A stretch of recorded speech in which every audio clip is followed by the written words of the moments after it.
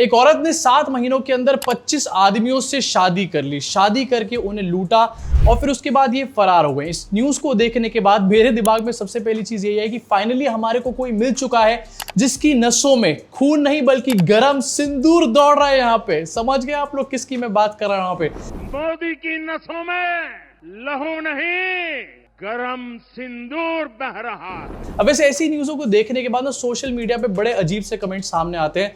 लोग ज्यादातर ये कमेंट करते हैं the reason I am not getting married.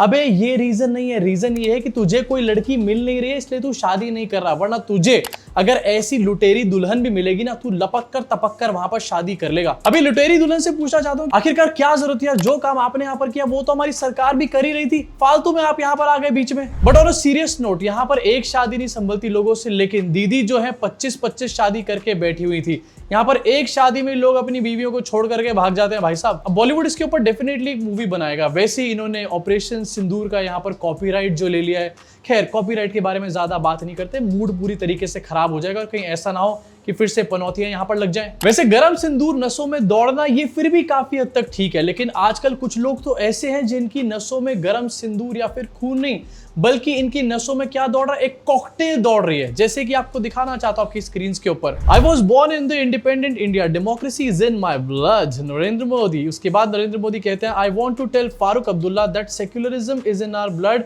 Not just constitution. Constitution secularism दोनों ब्लड में बह रहे हैं। Being a Gujarati, commerce is in my blood. And finally Modi ji ने बोली दिया कि मेरे नसों में खून नहीं बल्कि गरम सिंदूर दौड़ रहा है। मोदी की नसों में लहू नहीं, गरम सिंदूर बह रहा है। कभी डेमोक्रेसी, कभी सेकुलरिज्म, कभी बिजनेस दौड़ रहा है और कभी दौड़ रहा है सिंदूर। बन गया ना पूरी तरीके से कॉकटेल। सब कुछ दौड़ रहा है इनकी नसों में लेकिन खून नहीं दौड़ रहा। Non biological for a reason. अब समझ में आया कि मोदी जी ने 1 साल पहले अपने आप को नॉन बायोलॉजिकल क्यों बोला था। वैसे स्क्रिप्ट डेफिनेटली किसी स्क्रिप्ट राइटर ने यहाँ पर लिखी, लेकिन स्क्रिप्ट राइटर रिसर्च करना भूल गया। क्योंकि सिंदूर की अगर बात यहाँ पर करी जाए तो सिंदूर में मर्क्यूरी और लेड दोनों ही चीजें होती है और ये दोनों ही हमारी बॉडी के लिए बहुत टॉक्सिक है, हमारे लिए एक जहर का काम करते हैं। अब ये रगों में दौड़ना ये बहुत अच्छी बात नहीं है। प्लीज स्क्रिप्ट राइटर यहाँ पर थोड़ी सी रिसर्च कर लो यार, प्लीज। अब अगर आपको लगता है कि सिंदूर के बारे में सिर्फ यहीं पर बात हो रही है, भाषणबाजी चल रही है, तो ऐसा कुछ नहीं है। सिंदूर के बारे में कैन्स फिल्म फेस्टिवल में भी बात हो रही है भैया, आईटी सेल के हिसाब से। आपको दिखाना चाहूंगा आपकी स्क्रीन के ऊपर, रिसेंटली ऐश्वर्या राय बच्चन नजर आई कैंस फिल्म फेस्टिवल में और उन्होंने सिंदूर लगा रखा था। बस इसको देखने के बाद क्या था, आईटी सेल पूरी तरीके से पागल हो गए। देखो ऐश्वर्या राय ने ऑपरेशन सिंदूर को यहाँ पर ऑनर करने का काम किया है। आपकी स्क्रीन के ऊपर आपको दिखाता हूँ ऐश्वर्या राय की फोटोज के बाद देखिए न्यूज 18 की ऐश्वर्या राय ने क्या ऑनर किया ऑपरेशन सिंदूर को। इसके अलावा Indian celebrity uses sindoor to make statement at Cannes film festival. बेकार की खबरें यहाँ पर चलाई जा रही हैं, लेकिन अगले ही दिन क्या होता है यहाँ पर इनके साथ? अरे वही जो रोज रोज होता है यार, पोपट हो गया पूरी तरीके से। अगले दिन ऐश्वर्या राय फिर से नजर आई, लेकिन इनके माथे पर कोई भी सिंदूर देखने को नहीं मिला। आपकी स्क्रीन के ऊपर विदाउट सिंदूर ऐश्वर्या राय। अब जरा आप खुद बताओ, ऑपरेशन सिंदूर को अगर ट्रिब्यूट दे रही होती तो दोनों दिन देती ना यहाँ पर ऑपरेशन सिंदूर को ट्रिब्यूट। वैसे ही बॉलीवुड वाले जो है हर टाइम टारगेट पे रहते हैं, इनको अच्छे तरीके से बात पता भी है। तो एक दिन के लिए सिंदूर वो ऑपरेशन सिंदूर से रिलेटेड नहीं पहन के जाती, दोनों दिन पहनती, लेकिन एक दिन पहना एक दिन नहीं पहना, एंड इसके चक्कर में यहाँ पर लग गई इनके पूरी तरीके से। अब एक दिन पहले जो ऐश्वर्या राय के लिए यहाँ पर तालियां बजा रहे थे, वही अगले दिन ऐश्वर्या राय को एंटी नेशनल बुलाने लग गए क्योंकि सिंदूर गायब हो चुका था। डिसाइड कर लो भैया कौन नेशनलिस्ट है और कौन एंटी नेशनल है। मतलब कुछ भी कभी भी बोले चले जाते हैं, बेसर पैर की बात है, इलॉजिकल। अब वैसे इलॉजिकल से याद आया, एस जयशंकर के बारे में थोड़ी सी बात कर लेते हैं। ऑपरेशन सिंदूर के टाइम पर हमारे को पता चला कि बाकी के देश जो है वो हमारा समर्थन नहीं कर रहे, एंड इसका ठीकरा जो है सबसे पहले एस जयशंकर के सर पे फूटा, क्योंकि ये लेजर बॉय जो है हर जगह इसके रील एडिट देखने को मिलते थे। और अब ये समझ में आ गया कि भैया कोई भी और देश निकल कर नहीं आया जिसने हमारे पक्ष में एक स्टेटमेंट दिया हो। पाकिस्तान के पक्ष में 2-3 देश ऑलरेडी निकल कर आ चुके थे। अब रायता तो यहाँ पर ऑलरेडी फैल चुका था, एस जयशंकर की थूथा भी हो रही थी, लेकिन इसके बीच में एस जयशंकर एक इंटरव्यू दे देते हैं और ये इंटरव्यू भी पूरी तरीके से वायरल हो रहा है। एंड इस इंटरव्यू को देखकर आपको ये भी समझ में आएगा कि आखिरकार एस जयशंकर कितने ज्यादा केपेबल है और क्यों आखिरकार हमारा साथ कोई नहीं दे रहा था। फॉरेन रिलेशंस के मामले में हम इतने टाइम फुस क्यों हो रहे हैं? And where was the US in this process? Well, the US was in the United States. I mean, Where was the US in this process? ये बात करी जा रही है ऑपरेशन सिंदूर के बारे में, और यहाँ पर एस जयशंकर कह रहे हैं where the US was in the United States. Obviously, sir, US was in United States. India was in India. Pakistan was in Pakistan. And Gobar was in your head. obviously there were U.S. Secretary of State Rubio and Vice President Vance had called up. Rubio had spoken to me. Vance had spoken to our Prime Minister. इसके अलावा यहाँ पर एक बात और कही S Jaishankar ने और फिर से रायता फैला करके रख दिया। ये कहा एस जयशंकर ने कि जेडी वैंस ने मोदी जी से बात करी। अब सबसे पहली चीज, ट्रंप ने मोदी जी से बात क्यों नहीं करी? दूसरी चीज, ये बात को झुटला दिया गया था कि जेडी वैंस और मोदी जी की कोई बात हुई थी इस बारे में, एंड इसको सिरे से नकार दिया गया था। मीडिया में रिपोर्ट्स देखने को भी मिली थी और मैंने इसके बारे में आपको बताया भी था। लेकिन यहाँ पर एस जयशंकर क्लियरली कह रहे हैं कि जेडी वैंस और मोदी जी की बात हुई थी ऑपरेशन सिंदूर के बीच में। And this again clearly shows कि जो बात डोनाल्ड ट्रंप बोल रहा है वो कहीं ना कहीं सच है। जेडी वैंस की मोदी जी से बात हुई थी। इस बात में कहीं ना कहीं डोनाल्ड ट्रंप की बातें सच होती हुई मुझे नजर आ रही हैं। ये एस जयशंकर मोदी जी के लिए काम करते हैं या फिर डोनाल्ड जी के लिए काम करते हैं? और ये सर क्या कर रहे हो? ये इंटरनेशनल मीडिया है। इंटरनेशनल मीडिया से आप बात कर रहे हैं। यहाँ पर गोदी हरकतें नहीं चलेंगी। यहाँ पर अगर आपसे गलती हुई तो ये लोग कट नहीं करने वाले। ये गोदी मीडिया की रूबिका लियाकत और अंजना कश्यप नहीं है सर। प्लीज रियलिटी में आओ। अगर आपको नहीं आता इंटरव्यू देना, एक टेलीप्रॉम्प्टर लेके जाया करो मोदी जी की तरह। अब लास्ट वीक इन्होंने एक रायता फैलाया था जहां पर इन्होंने बताया था कि ऑपरेशन सिंदूर से पहले पाकिस्तान को बताया गया कि हम क्या करने वाले हैं। उसको लेकर के सवाल खड़े हो ही रहे थे, वो रायता समेटा जा नहीं रहा था। उसके बीच में ही एक और रायता निकल करके सामने आ गया।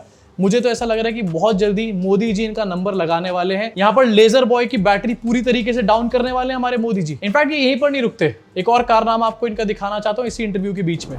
Did you catch the ones that murdered those 26 tourists? I think we were able to identify who they were because there were pictures of them.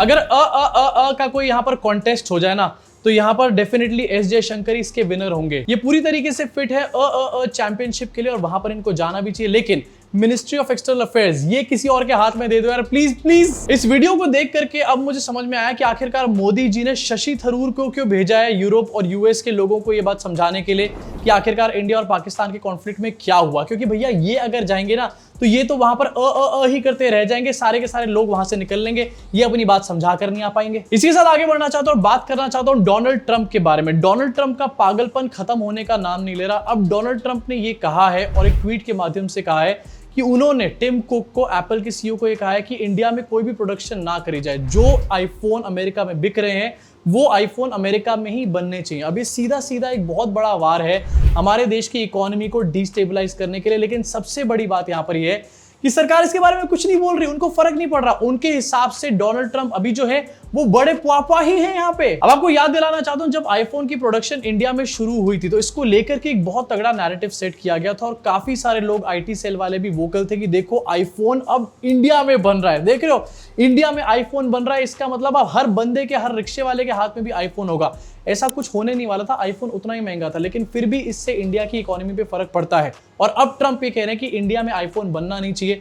आखिरकार वो लोग जो क्रेडिट लेने के लिए उस टाइम पर मंडरा रहे थे सारे सोशल मीडिया पे, वो इस टाइम पर कहां है जब ट्रंप हमारे देश की इकोनॉमी को डिस्टेबलाइज करने पर तुला हुआ है। एंड उससे भी बड़ा सवाल है कि ट्रंप आखिरकार इंडिया के साथ इस तरीके का बर्ताव क्यों कर रहा है। एक तरफ आईएमएफ के थ्रू पाकिस्तान को इतनी बड़ी फंडिंग, $1 बिलियन की फंडिंग दिलाई गई और उसमें सबसे बड़ा पैसा अमेरिका का ही होता है। दूसरी तरफ इंडिया की इकोनॉमी को डिस्टेबलाइज करने की बातें चल रही हैं। क्या ये बात अभी भी पूरी तरीके से क्लियर नहीं है? और अगर ये बात क्लियर है तो आखिरकार इस पे बीजेपी, हमारे देश की सरकार कोई कुछ बोल क्यों नहीं रही है? डोनाल्ड ट्रंप का ट्वीट दिखाना चाहता हूं आपकी स्क्रीन के ऊपर। डोनाल्ड ट्रंप कहते हैं, I have long ago informed Tim Cook of Apple that I expect their iPhones that will be sold in the United States of America will be manufactured and built in the United States, not India or any place else. If that's not the case, a tariff of at least 25% must be paid by Apple to the US. Thank you for your attention to this matter. अब इस tweet में साफ-साफ intentions नजर आ रही हैं Donald Trump की India के लिए, डोनाल्ड ट्रंप की मोदी जी के लिए।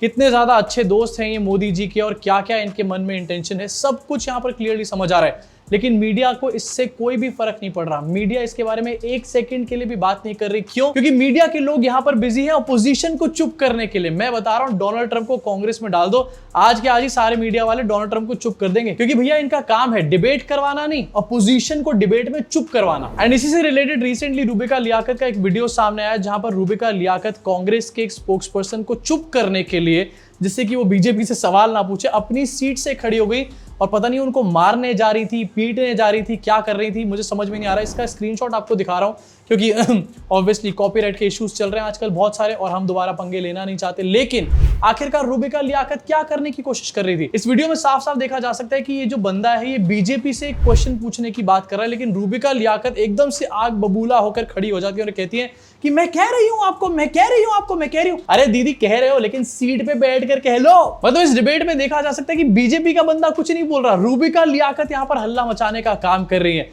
मतलब ये बीजेपी के बंदे से भी ज्यादा बीजेपी को डिफेंड करना चाहती है।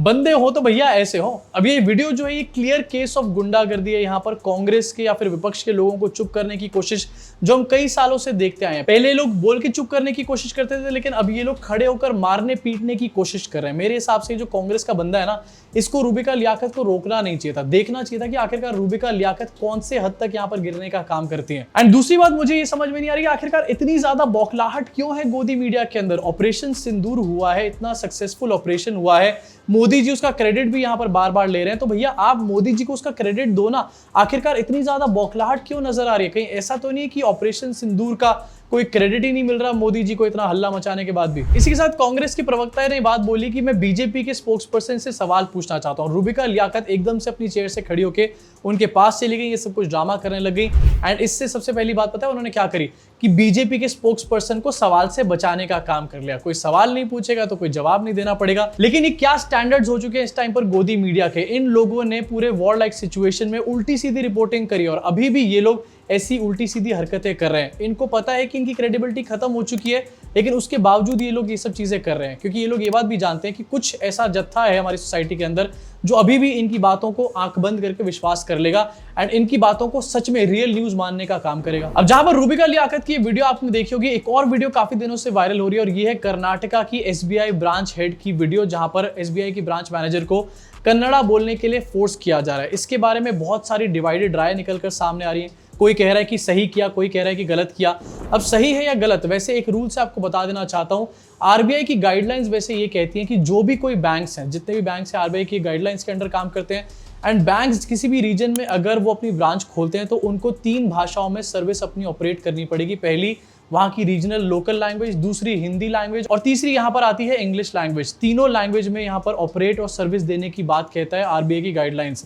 एंड ये बंदा भी यहां पर आरबीआई की गाइडलाइन की ही बात कर रहा है, जो कन्नड़ा में बोलने के लिए बोल रहा है इन ब्रांच मैनेजर को। अब कन्नड़ा में बोलने को बार बार कहा जा रहा है ब्रांच मैनेजर से, और ब्रांच मैनेजर दूसरी तरफ कह रहे हैं कि ये इंडिया और मैं कन्नड़ा में कभी भी बात नहीं करूंगी। देखो, आप सामने वाले से बात कर सकते हो एंड आप अगर एक बैंक में हो, आप एक पब्लिक डीलिंग वाले काम में हो, तो आपको अपने कस्टमर को हमेशा एक प्रायोरिटी देनी चाहिए। आप कस्टमर से ऐंठ कर बात नहीं कर सकते। दुकान में जो भी कस्टमर आता है उसको भगवान की तरह यहाँ पर माना जाता है एंड कभी भी क्या आप भगवान से कोई ऐंठ दिखाओगे? अगर भगवान से ऐंठ दिखाओगे तो उसके बाद आपके बिजनेस का क्या होगा आपको अच्छे से पता ही है। मैं फिर भी ये बात नहीं बोल रहा कि कोई भी रीजनल लैंग्वेज बोलने के लिए फोर्स करना सही है, लेकिन आरबीआई की गाइडलाइंस क्या कहती है ये मैं आपको बताना चाहता था। लेकिन इसके साथ मैं आपको दिखाना चाहता हूं इस मैटर पे पॉलिटिक्स भी शुरू हो चुकी है और बीजेपी के लोगों को गालियां भी पड़ रही हैं काफी ज्यादा। क्यों पड़ रही हैं आपकी स्क्रीन पे आपको दिखाता हूं। तेजस्वी सूर्या ने इस मैटर के ऊपर ट्वीट करके डाला और ये कहा एसबीआई की ब्रांच मैनेजर का बिहेवियर पूरी तरीके से अनएक्सेप्टेबल है। यहाँ पर ये सब बातें बोली गई। इसको लेकर के बीजेपी के लोगों ने तेजस्वी सूर्या को सुनाना शुरू कर दिया। कौशिक मुखर्जी, जिनके ट्विटर बायो पे लिखा हुआ है मोदी भक्त सनातनी टेक्नोलॉजी, ये क्या लिखते हैं अपने स्क्रीन पर देखिए। Today I took a decision to wind up our Bangalore office in next 6 months and move it to Pune. If this language nonsense is to continue, I do not want my non-Kannada speaking staff to be next victim. This idea was mooted by staff themselves. I agree to their point of view. Modi ji के सबसे बड़े भक्त हैं, Twitter के bio में लिखा हुआ है, और तेजस्वी सूर्या को उनके मुंह पर बात सुनाने का काम कर रहे हैं। इसके अलावा एक और आपको दिखाना चाहता हूँ इनके आईटी सेल के पेजेस क्या कह रहे हैं। Shall BJP replace Annamalai with Tejasvi Surya as a national president of Bharatiya Janata party Yuva Morcha. मतलब तेजस्वी सूर्या ने एक ट्विटर पे अपनी राय क्या रखी, उनको रिप्लेस करने की बातें यहाँ पर शुरू हो चुकी है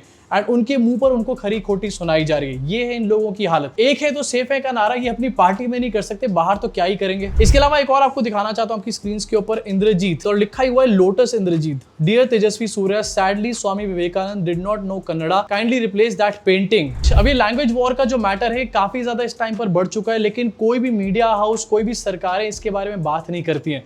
आने वाले टाइम में और ज्यादा इंटेंसिफाई होने वाला है। इसके बारे में मैं एक अनफिल्टर्ड कॉन्वर्सेशन करना चाहता हूं बहुत ही जल्द अपने पौरुष शर्मा अनफिल्टर्ड नाम के यूट्यूब चैनल के ऊपर, जिसको आप में से काफी सारे लोगों ने रिसेंटली सब्सक्राइब भी कर लिया था जब ये चैनल पे कॉपीराइट स्ट्राइक की क्राइसिस हुई थी।